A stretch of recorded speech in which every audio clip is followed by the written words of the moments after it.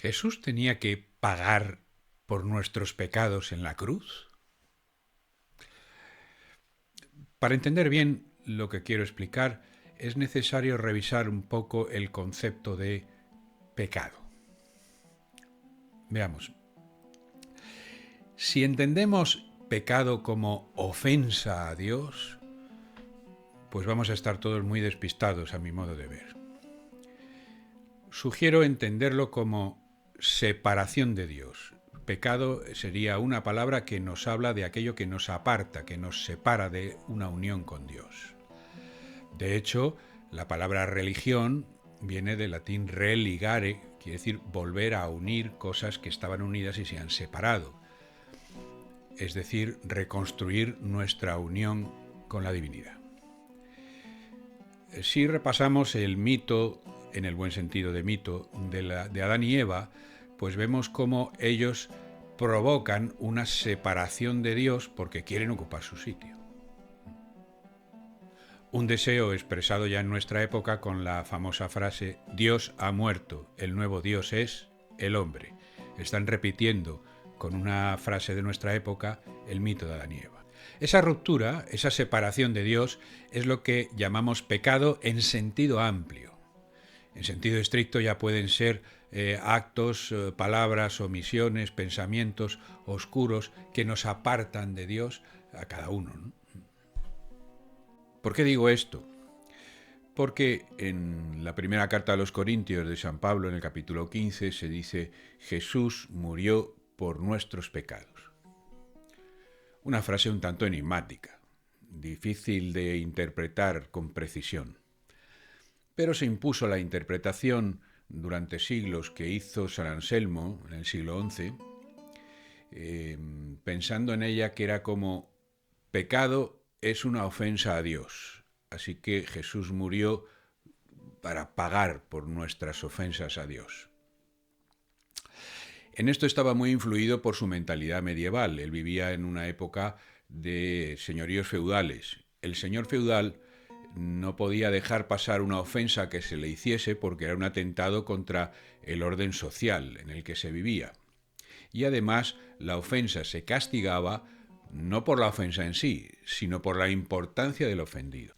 Explicado de una manera un tanto simplona, podríamos decir que en la mentalidad anselmiana el señor feudal del universo no podía dejar pasar sin castigo una ofensa que se le hiciese, y ese castigo debería ser proporcional a la importancia del ofendido, que no sería otro que el Dios infinito.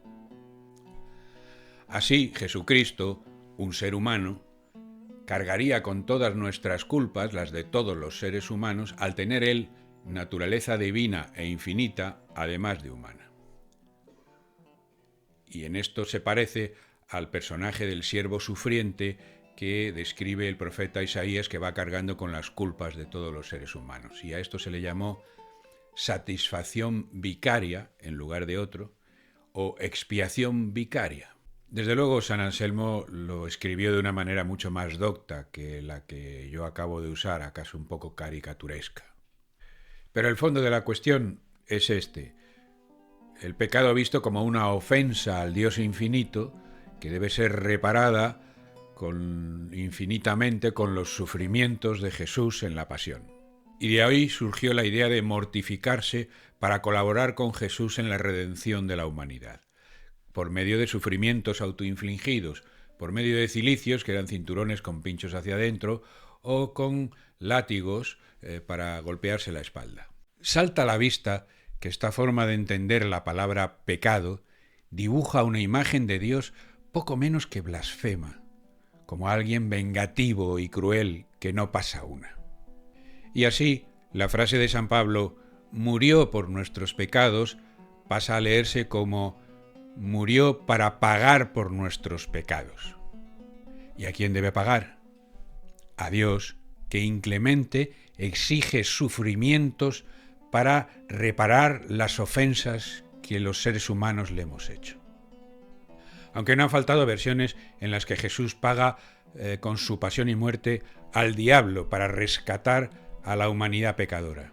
Así lo puso C.S. Lewis en su libro y del que luego han hecho una película famosa, Las Crónicas de Narnia, en las que Jesús muere y sufre pasión para pagar el rescate de la humanidad que está esclavizada por el diablo. Parece mentira que alguien tan sagaz como él haya caído en esto, pero se apoya en un texto de Marcos, concretamente Marcos 10:45, que dice que tampoco el Hijo del Hombre ha venido a ser servido, sino a servir y a dar su vida en rescate por muchos. La palabra rescate en griego se escribía lutrón, quería decir el pago que había que hacer al dueño de un esclavo para rescatarle, para liberarle. A lo mejor era un familiar tuyo que había caído en la esclavitud por una deuda o algo así. En mi opinión, el esclavista que aflige a la humanidad no es el diablo, sino el pecado, es decir, nuestra separación de Dios.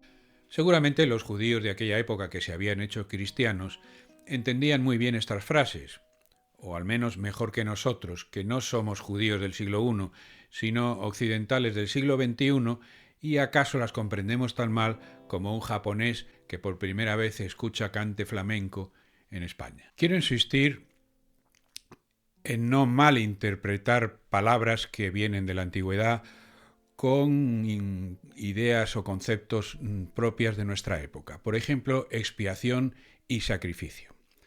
La palabra expiación para nosotros tiene un sentido muy distinto al antiguo. Si decimos que un criminal ha expiado su crimen pasando 20 años de cárcel, pues entendemos que la expiación es un castigo. Sin embargo, en la antigüedad, expiación era limpieza del corazón de aquello que nos separa de Dios, de los pecados. Pero no los pecados en sentido de crímenes, sino de cualquier cosa que nos haya apartado de Dios, que haya roto la alianza que el pueblo judío, en este caso, tenía con Dios. Bien. Igualmente con la palabra sacrificio. Veamos. En la actualidad, si yo digo que quiero ir al cine y mi mujer quiere ir al teatro, pues diré que me sacrifico y voy al teatro. Me causo un pequeño sufrimiento, un pequeño malestar en beneficio de ella. ¿Es el sacrificio al que se está refiriendo el mundo bíblico? Pues no. En el mundo antiguo el sacrificio era una cosa bastante más compleja y con un significado mucho más rico. Veamos. Con frecuencia consistía en ofrendas que se hacía a la divinidad, fundamentalmente de alimentos, vegetales o animales. Una parte se quemaba completamente para que el humo subiese hasta Dios o los dioses, y otra parte se consumía en un banquete entre los que celebraban el rito, los sacerdotes o la gente que estaba allí. Era una comida de comunión, ¿Os va sonando esto? Bueno. Así pues, cuando hablamos del sacrificio de Cristo, no debemos pensar en sus sufrimientos en la pasión y en la cruz, sino en la entrega de su vida entera. El hermano Roger de Tessé lo llamaba el don de sí, una vida dedicada al bien de los demás. Recordamos aquí también que la sangre en el mundo hebreo es el símbolo de la vida. Derramar la sangre es dedicar la vida al bien de los demás. El don de sí. Recordamos que Jesús decía, no hay amor más grande que dar la vida por los amigos. Pero al dar la vida no se está refiriendo solamente a perderla, sino a dedicarla, desde su nacimiento hasta su muerte. Es la vida entera. Pero volvamos al Templo de Jerusalén. Me remito a la figura adjunta que os pongo. Esa es una figura esquemática, claro. Como veis, hay un atrio enorme donde se reunía la multitud, el pueblo, y luego delante de ellos un pequeño altar para los sacrificios, una zona dedicada solo a los sacerdotes y, lo más importante, el Santo de los Santos. En la parte de atrás, separado de lo demás por un velo, estaba un espacio sagrado al que solo podía entrar el sumo sacerdote y solo en la fiesta del Yom Kippur, el día de las expiaciones. Allí dentro del Santo de los Santos estaba el Arca de la Alianza, un arcón en cuya tapadera, que llamaban propiciatorio, había dos figuras de querubines, de ángeles, que se miraban uno al otro y extendían las alas, así, dejando un hueco entre ellos que representaba a Dios. porque a Dios solo se le puede representar en la mente judía por el vacío, no se le puede representar por animales como hacían los egipcios que ellos habían conocido. Pues bien, el día de las expiaciones se trataba de curar los pecados de todo el pueblo que estaba allí reunido. Y los cristianos que se habían hecho judíos echaban de menos este ritual. Y el autor de la carta a los hebreos les dice: no habéis perdido nada, porque este rito no era más que una anticipación o una prefiguración del rito definitivo, que consistía en el nacimiento, la vida, la muerte y la resurrección de Cristo, con la cual se reconstruía la alianza con Dios, la unión con Dios, el perdón de los pecados. Para acercarnos a una buena comprensión de estas frases, de su contenido, vamos a recurrir a la carta a los hebreos. El autor de esta carta está tratando de consolar a judíos que se han hecho cristianos, pero echan de menos la pompa y la magnificencia de los rituales que se celebraban en el templo de Jerusalén, especialmente en el día de las expiaciones, la fiesta del Yom Kippur.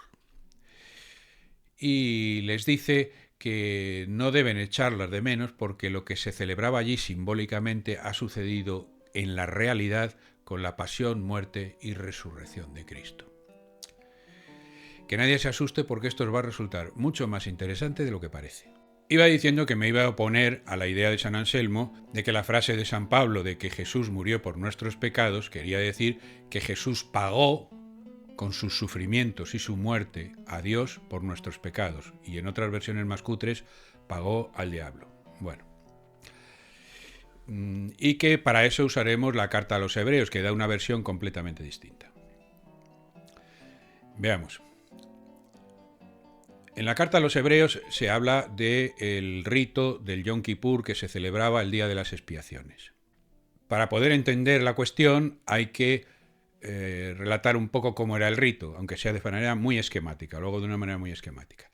Constaba de 4 actos. En el primer acto, en el altar, el sumo sacerdote tenía al lado un asistente que degollaba un cabrito o un cordero. No se trataba de hacer sufrir al cordero ni de hacerlo morir. De lo que se trataba era de obtener sangre. Se necesitaba sangre, porque la sangre va a representar la vida de todo el pueblo de Israel. Para la mente judía, la sangre es el gran símbolo de la vida, y además creían realmente que la contiene de alguna manera. Bien, entonces viene después el segundo acto, cuando el sumo sacerdote recoge el cubo con la sangre y traspasa el velo de la habitación final, que es el Santo de los Santos, que solamente puede entrar en este día, y solamente él, el sumo sacerdote. Entra allí y comienza el tercer acto, que es la aspersión del propiciatorio. Recordamos, el propiciatorio era la tapa del arca de la alianza. Y con un hisopo o con unas ramas, pues comienza a hacer el tercer acto, que es la aspersión del propiciatorio, con la sangre del pueblo. Pero la aspersión es de tal manera que la sangre vaya a la parte central. ¿Os acordáis? Los querubines dejaban un hueco que representa a Dios, la sangre va a unirse con ese hueco, va a unirse con Dios, y en esa reunión de la vida del pueblo, representada por la sangre, con Dios, representado por ese hueco, es cuando se produce la purificación del corazón de la gente que estaba enfangado por el pecado, por la separación de Dios. Luego viene el cuarto acto. El sumo sacerdote ha recogido la sangre del propiciatorio, que ya está purificada por la reunión con Dios, y hace una aspersión sobre el pueblo, de manera que el pueblo recibe una nueva vida purificada de sus pecados, es decir, de sus separaciones de Dios. Hasta aquí el rito hebreo. Estamos acostumbrados los cristianos a escuchar la frase que dice en oración Jesús en el huerto: Padre, si es posible que pase de mí este cáliz, pero no se haga mi voluntad sino la tuya. Y lo solíamos interpretar como que Jesús tiene que pasar ahora por un sufrimiento grandísimo y la muerte, porque el Padre así lo desea, para asumir el castigo que merecen los pecados de toda la humanidad. Eso es lo que teníamos metido en la cabeza y en el corazón. Bien, no ha habido la suficiente lectura de la carta a los hebreos. Veamos ahora lo que hace el autor de Hebreos para relacionar el rito del Yom Kippur con la vida, muerte y resurrección de Jesús. Lo primero es que considera que la voluntad del Padre para Jesús no es que sufra y que muera. La voluntad del Padre para Jesús es que abra un camino para la vida eterna para toda la humanidad. Podemos recordar que la Iglesia al principio no se llamaba así, se llamaba el camino más frecuentemente que con el nombre de Iglesia, que simplemente significa asamblea. Bien, pues vamos a ver el primer acto del ritual del día de las expiaciones y compararlo con Jesús. En el caso de Jesús, el primer acto sería su encarnación. Si en el ritual judío el primer acto consistía en la obtención de sangre que sirviese como símbolo de la vida del pueblo, en el paralelismo de Hebreos se habla ya de la sangre de Jesús como su vida entera, desde su nacimiento hasta su muerte y resurrección. Por eso en Hebreos 10:5 escribe: sacrificio y oblación, ritos judíos, no quisiste, pero me has formado un cuerpo. Entonces dije: he aquí que vengo a hacer, oh Dios, tu voluntad. La ejecución de la víctima era una necesidad puramente técnica en el ritual judío. En cambio, en el caso de Jesús, lejos de conllevar una ejecución, una muerte, conlleva un nacimiento, la encarnación, la entrada en el mundo para realizar la voluntad de Dios. Es decir, el deseo de abrirnos un camino hacia Él, librarnos de lo que nos separa de Él, el pecado, y así darnos armas para vencer a nuestros dragones más temibles, la injusticia, el sufrimiento y la muerte. El segundo acto en el rito del Yom Kippur era la entrada del sumo sacerdote en la habitación prohibida, atravesando el velo. Y en el caso de Jesús, Hebreos dice que es la muerte de Jesús, o como él lo llama, el paso a través de su propia carne, el paso de la vida humana, la carne, la vida humana limitada, al mundo perfecto de Dios, al mundo de lo divino. Por eso lo llama también la travesía de los cielos. Tercer acto, la resurrección. Recordamos, el sacerdote hacía unión de la sangre del pueblo, con esa aspersión, con el espacio divino, ¿no? Y así se purificaba. Pues bien, ahora Jesús ha accedido a Dios, ahora resucita. En realidad este es el tema central de la carta a los hebreos. Jesús resucitado. Y lo más importante, con su resurrección se ha abierto un camino de la muerte hacia la vida. El ser humano en su limitación sabe que es limitado, que no va a vivir para siempre, pero ahora se ha abierto un camino hacia la vida eterna. El cuarto acto, en el Yom Kippur, el sacerdote hacía aspersión de la sangre sobre el pueblo, la sangre purificada. Cuarto acto, la evangelización, la aspersión de la palabra purificadora sobre la gente. Bueno, espero haberos ayudado a libraros de esta idea de un Dios que exige sufrimiento y muerte a Jesús para pagar por nuestros pecados. Con la ayuda de este libro podéis profundizar bastante más que con este vídeo en las